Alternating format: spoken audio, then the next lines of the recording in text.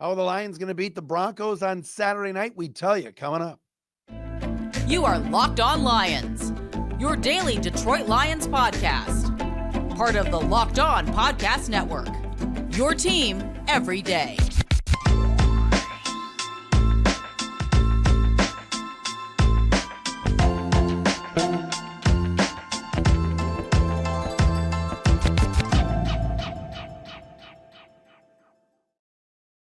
And what's happening, everybody? Matt Dery with you. It is a Friday edition of Locked On Lions right here on the Locked On Podcast Network. Your team every day on a Friday, December 15th and a Saturday, December 16th. Thanks for checking us out wherever you get your podcasts, whether it is on Spotify or Apple, wherever you get your podcasts. We appreciate that. If you're watching on our Locked On Lions YouTube channel, we appreciate you as well. Everydayers, thank you for watching and subscribing. As we are over 9,000 subscribers on our Locked On Lions YouTube channel. Coming up on the show today, we got the keys to victory. How can the Lions knock off the Broncos on Saturday night? We got good news on the injury front for sure. Jared Goff, people continue to just take shots. It's almost like the Lions quarterback situation is so bad that let's just throw Goff in the trash. I think this is ridiculous. Ridiculous. Slow down. Slow down. All right, we'll get into that coming up momentarily. Also, Jameson Williams all 22 video was shared today on Twitter by Jeremy Reisman from Pride of Detroit. I have a few thoughts on that. And also, Erik Kramer was on the Stoney and Jansen morning program, Michigan Mornings, on 97.1 The Ticket. And he just laid it into Wayne Fonts. I mean, it was unbelievable. I got to get into that also coming up on the show today. Locked On Lions today brought to you by LinkedIn. LinkedIn Jobs helps you find the qualified candidates you want to talk to faster. Post your job for free at linkedin.com/LockedOnNFL. That's linkedin.com/LockedOnNFL to post your job for free. Terms and conditions apply. Follow us on Twitter at Dery Speaks, at Locked On Lions on Twitter, and the Matt Dery Facebook fan page. All right, how are the Lions going to knock off the Broncos Saturday night? Primetime game, NFL Network, I believe Fox 2, and an opportunity for the Lions to get well. And it was funny, I was at the Troy Chamber of Commerce holiday luncheon today. I'm a proud member of the Troy Chamber of Commerce. I'm actually going to be an ambassador next year. It's a great group, and I love the people there. And a lot of people came up to me like, oh, I watch your show. My friends at DBAT, Mike, and all of them love it and enjoy Locked On Lions. We appreciate that. A shout out to Brian Fantish, by the way. B Fan was at at Soldier Field having to hear Bear Down Chicago Bears over and over this weekend. Anyway, so people were asking me, they're like, what's going on with the Lions? And I said, they're going to be fine. But Saturday night is a big game. Tomorrow night is a big game because for Denver, it's an opportunity for them to go, all right, are we really legit here in this playoff picture? We won 6 of 7. Their stats, and we told you yesterday, their numbers aren't great. And for the Lions, they're coming home. They're 3-0 in primetime already under the lights, night games. The crowd's going to be going nuts. Can they just get back to playing their style of football, taking care of the ball, being physical, and just winning at the line of scrimmage and winning the game? All right, I don't care if it's close at the end. I want a W. I want to see the Lions that I saw in September and October. I want to see that team, not a team that's sloppy, not a team that's not in sync offensively, not a team that's turning the ball over and losing the turnover battle 3-0 like they did last week. I want to see a clean game. And a couple of ways that I think the Lions are going to win starts off with a plain and simple key, and that is running the football. You heard Sayre from Locked On Broncos with me yesterday. Running the ball is something that teams have had success doing against Denver this season. Well, one of my neighbors in Denver, I'm telling you, the Lions can run the ball against this team. The Broncos are giving up over 144 yards a game on the ground, good for worst in the league. There's not a worse team or defense in the league against the run than the Denver Broncos. Then you throw in that their best pass rusher, Nick Bonito, the outside linebacker who has 7.5 sacks, by the way, more than Aiden Hutchinson, is out this week. Bonito has a knee injury, not playing, already been ruled out of this game. So the Lions are going to have an edge up front. They've got good running backs with David Montgomery and Jahmyr Gibbs and even Craig Reynolds. Come on, Craig, when he's in the game. Offensive line is getting healthy. Ragnow back. Decker back. There's no excuse not to run the ball down these Broncos defenders' throats and have success doing that. That will open up the passing game for Jared Goff, and it will also leave Russell Wilson, who's been hot lately, playing well, on the sidelines. All right, it's time. It's time to get back to what the Lions did against the Raiders, what the Lions did against the Packers in Green Bay, what the Lions did opening night against Kansas City. Run the football. Right? I don't want to see Jahmyr Gibbs only having 11 carries. I don't want to see single-digit carries for David Montgomery. Use both these guys. Put them both in the game at the same time. Pound the rock. That's a key to me for the Lions tomorrow night. Second key is pretty simple. The turnovers. I said it before. All right. Dropping a punt. Throwing an interception. If Jared Goff is being harassed, just take a sack. Tuck the ball in. No fumbles, no turnovers, no interceptions. What it's been over the last 4 weeks, 10 turnovers, not going to work. Not going to work. All right. The Lions have got to find a way to just take care of the ball. All right. If Goff's not in that rhythm and you can tell it's not clicking like it hasn't been the last couple of weeks, Ben Johnson has got to adjust. All right. Set up some screen passes, some bubble screens. How about a reverse to Jameson Williams? Something where we're not getting too risky with what Jared Goff is going to do. And look, he's going to see a decent Broncos secondary, including with Patrick Surtain back there. So those are ball hawks back there. Denver's very good at takeaways, tied for first in the league. So get basic with it. Don't fumble the football. 2 hands on it at all times. And don't let the Broncos take the football away from you because they do that very, very well. The third key to this game, in my opinion, is the third quarter. All right. I don't know what the score is going to be at halftime. I'm not Mr. Predictions. I'm not going to sit here with some crystal ball and tell you that, oh, I know the Lions are definitely going to be up at the half in this game or anything. Down at the half, up in the half. Up at the half. I don't even care what it is. But the Lions must improve their third quarter performance, offense, defense, whatever, probably more offense than anything else. For some odd reason, when they come out of that locker room for the third quarter, it's 3 and out, it's turnovers, it's punting. All right. Maybe what Ben Johnson needs to do is save some plays for the third quarter. I don't know if it's a flea flicker. I don't know what it is. To loosen things up, it seems like the Lions come out tight and teams get back in games when they have leads or extend their leads like the Bears did last week. Actually, last week, the Lions were 13-all at the half, and they were outscored 9-0 in the third quarter last week.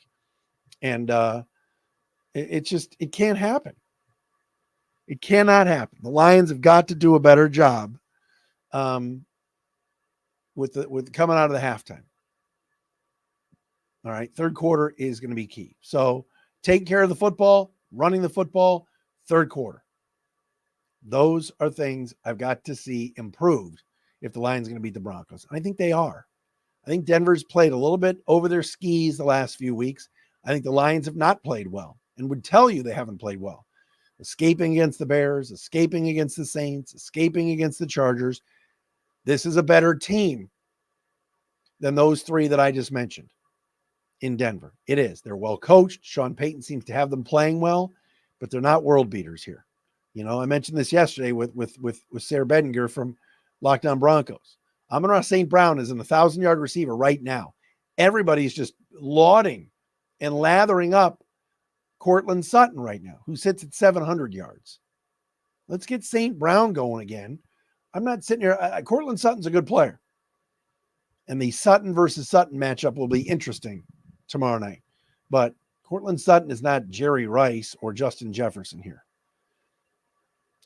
All right, coming up next, the Mike Sando quarterback tiers came back out this week with some NFL people making some comments about Jared Goff. I'm getting tired of it. All right, I'm not going to sit here and tell you I think Jared Goff's Joe Montana, but my gosh, the Goff bash sessions need to stop a little bit. Lockdown Lions brought to you by LinkedIn Jobs. Hey, when you're hiring for your small business, you want to have as many top-tier candidates as possible to interview. That's why you have to check out LinkedIn Jobs. LinkedIn Jobs has the tools to help find the right professionals for your team faster, and they do it for free. Seriously, you want to have high-quality candidates? It's simple. Go to LinkedIn. LinkedIn isn't just another job board. They got a vast network of more than 1 billion professionals, which makes it the best place to hire. And it's easy. 86% of small businesses get a qualified candidate within 24 hours on LinkedIn. Post your job for free. Go to LinkedIn, LinkedIn.com/LockedOnNFL. That's LinkedIn.com/LockedOnNFL to post your job for free. Terms and conditions apply.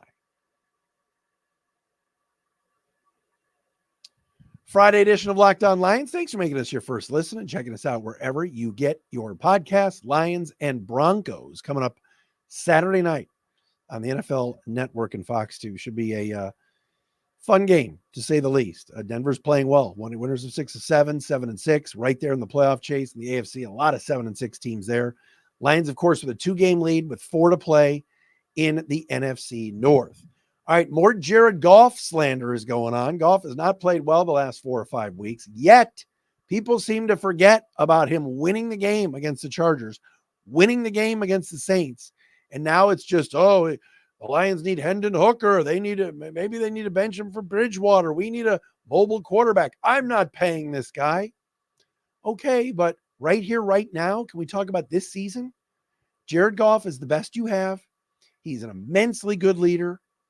And yes, given the system he's in and what he needs with weapons, but now that the O-line is back intact, and if Goff can get into a good rhythm, he's really good. He is. So Jared Goff at the start of the year in the Mike Sando quarterback tiers from theathletic.com was placed in tier 3 as the 15th best quarterback behind Kyler Murray, Derek Carr. All right. Ahead of Russell Wilson, Tua, Garoppolo, etc. All right. I'm not going to go into the tiers, but I am going to go into Mike Sando from theathletic.com. We've had Sando on the show. I like Mike. Talked to some voters inside the league about the tiers. And he said a case could be made for moving Tua Tagovailoa and Jared Goff into tier 2. As far as Goff, the love for Goff is also conditional. Quote, I'm not paying him like a tier 2 if he hits free agency and I need a quarterback unless I hire Ben Johnson as my head coach, said one voter whose team faced the Lions. Quote, voters see Goff as very good when conditions are optimal. End quote. New quote. He did not look very comfortable out in the cold last week in Chicago, and it wasn't really that cold, another voter said. End quote. Okay. So everybody's piling on Jared Goff. Number one, all right, give Sando credit. He's checking in with some of the people inside the league that voted for the quarterback tiers. All right. The last game we saw Jared Goff play was probably the worst game he's played all year in Chicago. And the narrative that he sucks in the cold and the cold weather gets him every time is false. Right? Doesn't have great numbers in the cold, but a year ago in Green Bay, he won the Lions a week 18 game in the cold. Played very poorly this past week. He did. He wasn't good. Also was getting smashed around by Montez Sweat and the rest of the Bears all day. Offensive line was failing, and the receivers failed him as well. Amon-Ra St. Brown with a couple of drops. Jameson Williams, who I will get to momentarily, just running down the field, not even looking for the ball. Ground game, average at best. Johnson going away from Jahmyr Gibbs, not even using Jahmyr Gibbs like all first quarter or first series last Sunday. It wasn't a good performance. I want to see Jared Goff this week, and I want to see him next week. Jared Goff is better than Russell Wilson. Jared Goff is better than Nick Mullins, who's going to be starting for the Vikings unless they go back to Josh Dobbs. The next 2 weeks, the Lions have the advantage at quarterback. Yes, Russell Wilson won a Super Bowl. I get it. He's not the same guy. I think Jared Goff's better. To sit here and judge Jared Goff on the Bears game is unfair. All right. Has he played well over this last quarter stretch of games? No. But in New Orleans, when the defense could never get off the field and the Saints got back in that game, on a third down, late in the game, having to seal the deal up 5. Ben Johnson put the ball in Goff's hands, stepped up in the pocket, delivered a ball to Josh Reynolds, ball game over. Charger game, tie game at 38. LA comes all the way back. Lions need to score. Jared Goff takes him down the field, gets within Riley Patterson field goal range, made a couple of big throws, including one to Laporta, went on 4th down, and the Lions won. We seem to forget that. I'm not going to sit here and tell you that Jared is the second coming. All right. And I want to see the rest of the year before I make any determinations about the future. But my goodness, the slander right now is out of control. And for people wanting to see Hendon Hooker, you're not going to see him. He's a rookie who hasn't played in over a year. He hasn't taken any snaps. He didn't partake in training camp, two-a-days, mini camps, OTAs, anything. There are actual people say, oh, we might see Hendon Hooker by the end of the year. Yeah, maybe in a blowout. You're not taking up a roster spot for him right now. You couldn't even have a roster spot for Quentin Bohanna the other day. So, IJS, as the kids say. I'm just saying. As far as Jameson Williams goes, Jeremy Reisman from prideofdetroit.com, we love POD, on his Twitter feed today, I think it's at Detroit Online, posted the all 22 video that was put out on Jameson Williams. It's on YouTube. And it just goes through every route that Jameson Williams ran in the game against the Bears the other day. I don't have answers on why Jameson Williams isn't performing. All right. I think part of it is him. I think he's a little bit immature. I think he's a second-year player that is not as good as advertised. I also think the coaches are failing him a bit after watching this video. All right. JMO, as we know, has had trouble tracking the football this year. Even on plays that he's made, it's like ball's in the air. Is he going to catch it? It's shaky. All right. The deep ball against Tampa was awesome. In Baltimore, when the ball hit him in the face, not good. All right. But he's explosive. And you know that when the ball's in his hands, he's got a lot of speed. We saw the reverse for a touchdown a few weeks ago against the Saints. It was a thing of beauty. All right. But he got one target this past week. And in watching the all 22 film on YouTube, again, go to Jeremy Reisman's Twitter at Detroit Online. It's there. It amazes me. It's almost like the Lions have him as just a decoy running down the field. He's not even looking for the ball. He's not getting into his breaks, expecting the ball. It's like, JMO, do me a favor. Just run down the field and hope a corner and a safety follow you to open things up below. It's amazing. Like the other day, I said, how come he only had one target? Well, I watched the tape of just him. They highlight him and they watch him run. And there's like no short stuff. There's no slants. There's no bubble screens. It's just, just runs down the field. He just sort of runs and stops, or runs and cuts, or runs and goes left, or runs and goes right. There's no rhyme or reason to it. So I hope this week that we see what would be so wrong with a slant? A quick 3 steps and go across the middle and get him the ball, and hopefully he gets in space. What would be so wrong with a back shoulder play down the sideline where only he can catch it? No, if he drops the ball, get him off the field. If he can't catch and he can't locate, get him off the field. But the Bears game, my God, you got to watch this video. He's just running. It's like Forrest Gump. He's just running down the field like 20 yards, then going to the left or going to the right or stopping.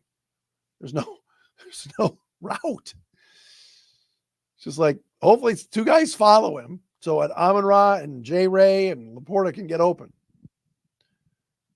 I don't know. I was a little bit perplexed by the route tree from the other day, to say the least.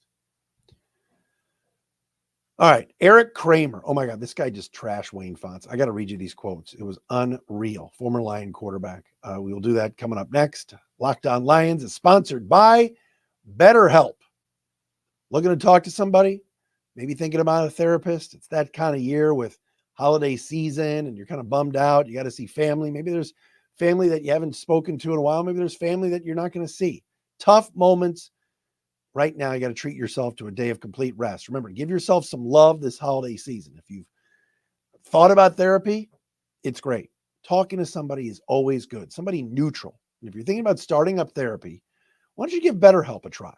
It's entirely online, designed to be convenient, flexible, and suited to your schedule. All you got to do is fill out a brief questionnaire to get matched with a licensed therapist and switch therapists anytime for no additional charge. The season of giving yourself what you need is important. Do that with BetterHelp. Visit BetterHelp.com/lockedon today to get 10% off your first month. That's BetterHelp, HELP.com/lockedon.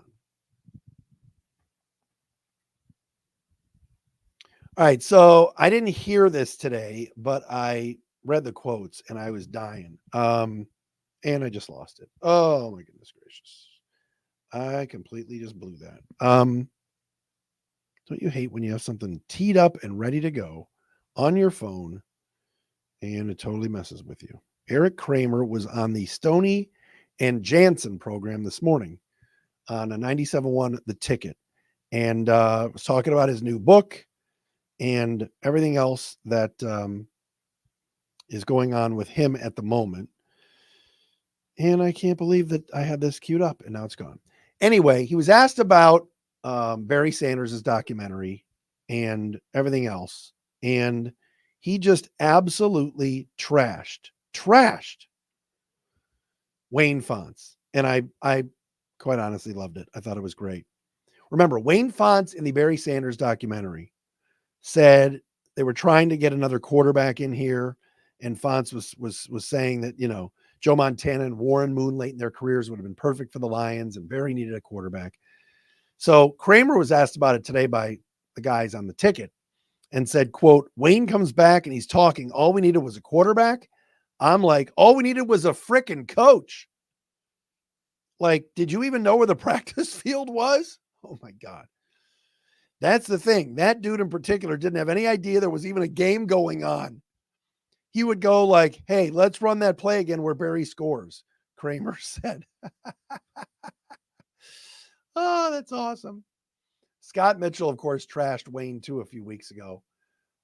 Look, Wayne Fontes is a lovable character. He's the winningest and losingest coach, all-time winningest coach and all-time losingest coach in Lions history.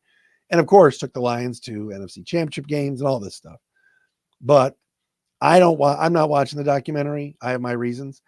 But Wayne saying all we needed to get Barry was a quarterback, and we were trying to get Joe Montana and Warren Moon. And a guy like Erik Kramer, of course, played with Barry and was the quarterback on the 91 team, is offended by that. And I don't blame him. Erik Kramer was really good in 91 and won a playoff game and outplayed Aikman and those guys on the Cowboys that year. What I liked about what Kramer said was, too, when asked about this year's team, he says, is he sees similarities between this year's team and the 91 and 93 teams because they were young and they were up and coming and they had good talent. But he said the difference is coaching. He said everybody's together. Everybody's on a string. Everybody follows the lead of Dan Campbell. So shots fired by Erik Kramer. And God bless Erik. He's healthy now and feeling good. But man, he just trashed Wayne Fontes. Did he even know where the practice field was? Did he even know what was going on? Like, that's the thing. Even when the Lions had these really good teams, like in 91 that made the NFC Championship game only to fall to the Eagles and all of that, or the Redskins, excuse me. Like, even when they had those good teams, they still had that sort of laughing stock head coach. Like, people still made fun of Wayne, the big buck, the Mickey Mouse ears, all of those things. With the Lions now, like, yeah, sometimes Dan Campbell gets the kneecap thing and people say he's a meathead and all of that. But for the most part, Dan Campbell has become respected with what he's done. I mean, we're in year 3. It's the Detroit Lions. It's still in the midst of a rebuild going up. And yeah, he makes some dumb decisions like last week's going for it on 4th down in his own territory at like the 30 and all of that. I get it. Everybody makes mistakes, but it does seem like this team is getting it together with the right pieces, as opposed to even when the Lions were good in the 90s, everybody always questioned Wayne Fontes, always. And by the way, I want to mention too, good news, Chauncey Gardner-Johnson will start practicing next week, coming back from that torn pectoral muscle. That's incredible. That's an injury that 9 times out of 10 guys need the entire season and are done for the year. He's going to start practicing next week, and Dan Campbell said they're going to ramp him up. How great would that be to get CD Deuce, Chauncey Gardner-Johnson back for the Dallas game? That would be something else. Lions secondary has been in a little bit disarray. You get CJ, GJ back, pairing him with Brian Branch and Joseph. I'm all for it. All for it. That would be huge. All right, there's your Friday edition of a Locked On Lions. Probably a post-game pod either late Saturday night or Sunday morning after the Lions play the Broncos this weekend. Have a great weekend, everybody. Hopefully we get a Lions victory on Saturday night. We'll talk to you again on Sunday.